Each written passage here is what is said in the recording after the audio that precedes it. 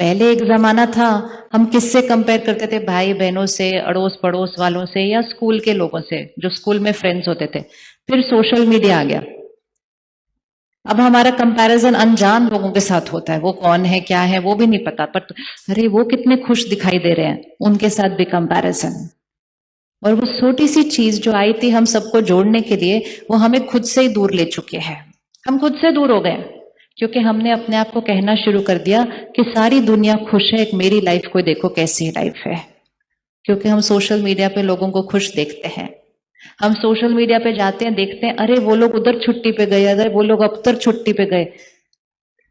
फिर एक दूसरे को कहते हैं देखा सारे कितने खुश हैं, एक हम है देखो, हम क्या खा रहे हैं? भिंडी की सब्जी और मूंगी की दाल। और उनको देखो वो कहाँ बैठे। बस सिंपल तरीका है।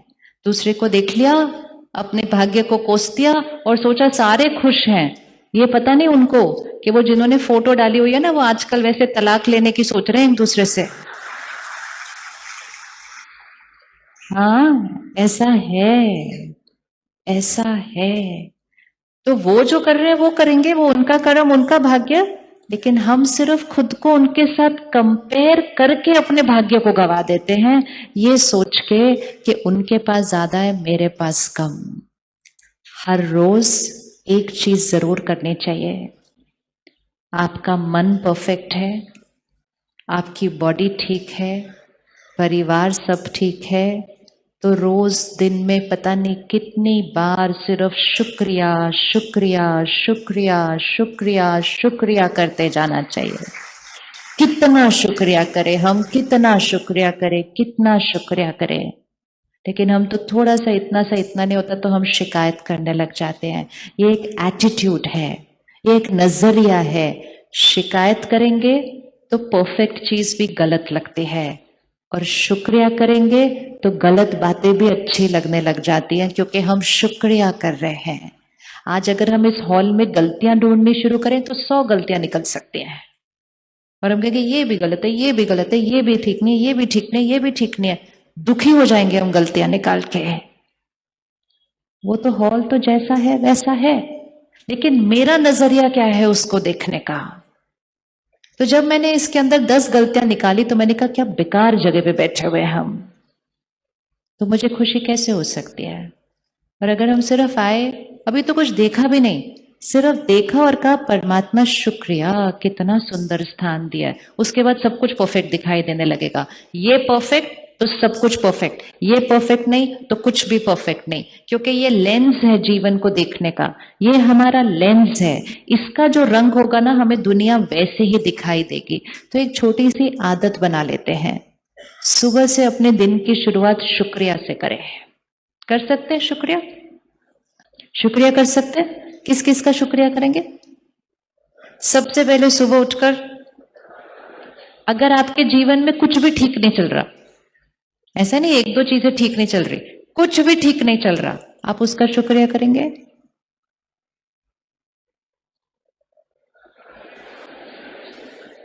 क्योंकि कभी कभी तो हम उसको भी शिकायत करते रहते हैं, क्या मेरा भाग्य, क्या दिखाई नहीं दे रहा, मैं कितनी मुश्किल में हूं तो भी कुछ नहीं कर रहे, रोज आपको अर्जी डालते हो तो भी, उसको भी शिकायत करते रहते हैं।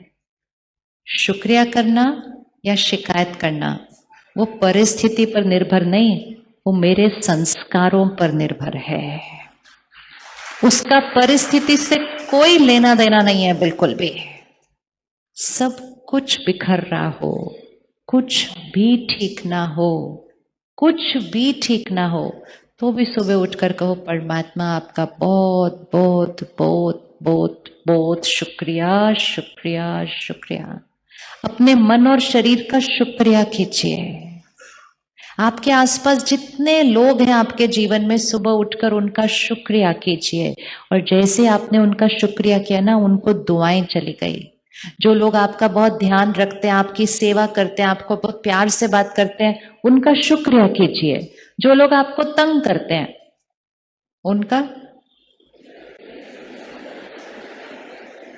जो लोग आपका सम्मान करते हैं उनका शुक्रिया कीजिए। जो लोग आपका अपमान करते हैं उनका, अच्छा उनका शुक्रिया कीजिए। अच्छा, क्यों शुक्रिया कीजिए? उनका तो बहुत बहुत शुक्रिया कीजिए। मतलब उनको जाके शुक्रिया नहीं करना, हाँ प्लीज, हाँ हाँ, नहीं नहीं, वो कहेंगे वो तो फिर और। शुक्रिया मतलब, आप पता है, अगर हमारे साथ सब लोग हमारी महिमा करते रहें तो वो हमारी हेल्थ के लिए अच्छा नहीं होता। क्योंकि जैसे जैसे महिमा मिलती जाती है, दूसरी कौन सी चीज साथ साथ बढ़ती जाती है? क्या बढ़ने लगता है? अहंकार।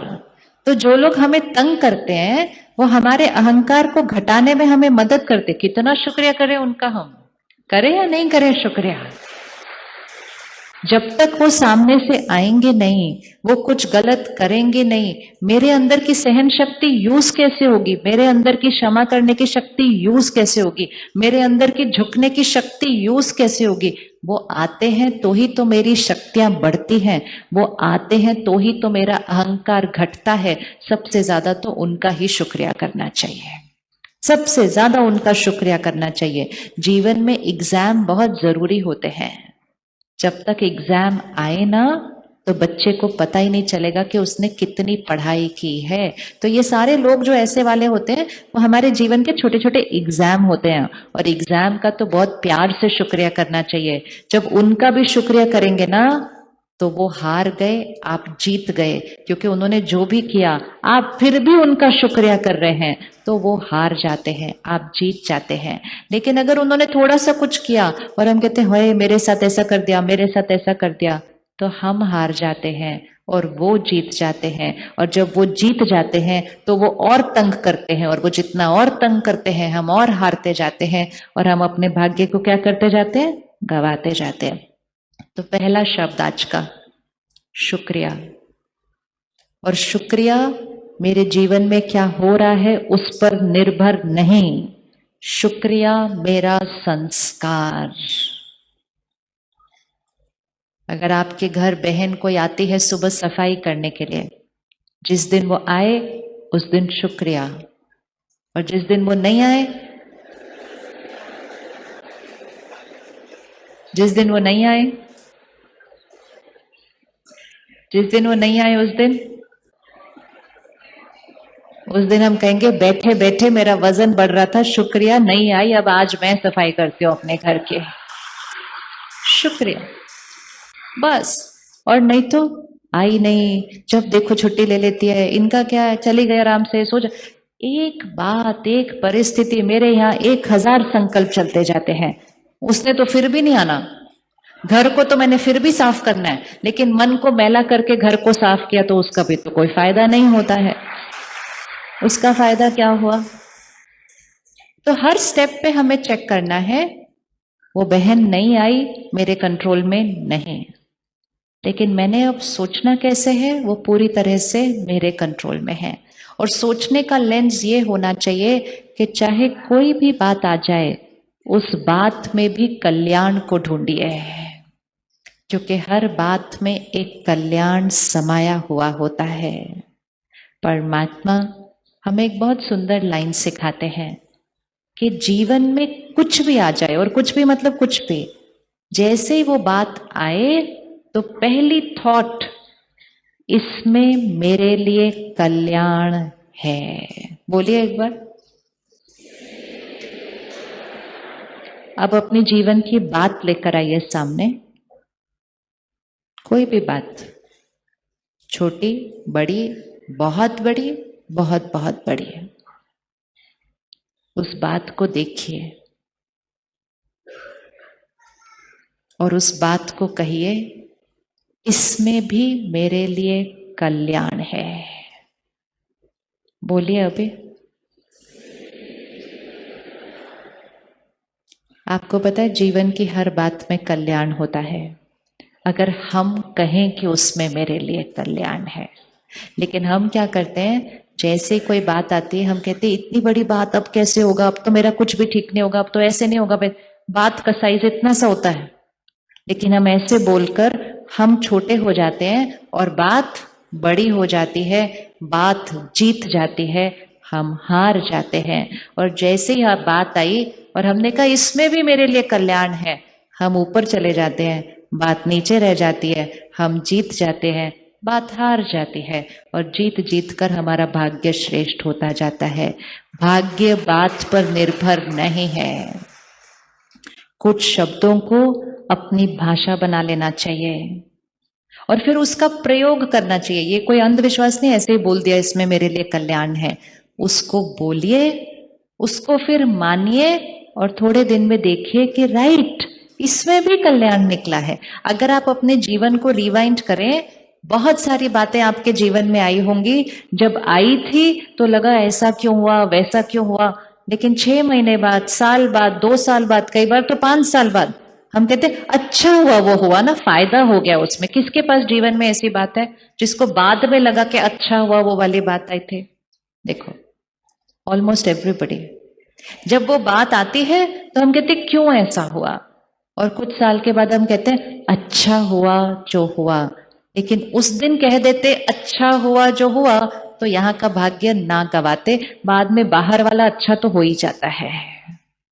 जब हम अंदर अच्छा सोचते हैं ना तो मुश्किल से मुश्किल बात सहज होने लगती है, और जब हम अंदर गलत सोचते हैं ना तो सहज से सहज बात मुश्किल हो जाती है। दुनिया आजकल कहती है लाइफ बड़ी कॉम्प्लिकेटेड हो गई है।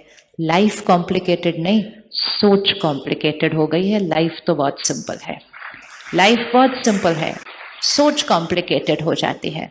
तो किसी भी परिस्थिति में आपके बच्चे ने बहुत मेहनत की, बहुत बहुत मेहनत की, पढ़ाई की, एक लक्ष्य रखा था कि मेरे इतने नंबर आएंगे, फिर मेरे इतने नंबर आएंगे, फिर मैं इस कॉलेज में जाऊंगा, फिर मैं ये बनूंगा। बहुत इंपॉर्टेंट है लक्ष्य रखना।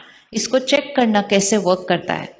लक्ष्य रखिए, मेहनत कीजिए, दृढ़ता से मेहनत कीजिए, अपना कर्म 100% परफेक्ट कीजिए।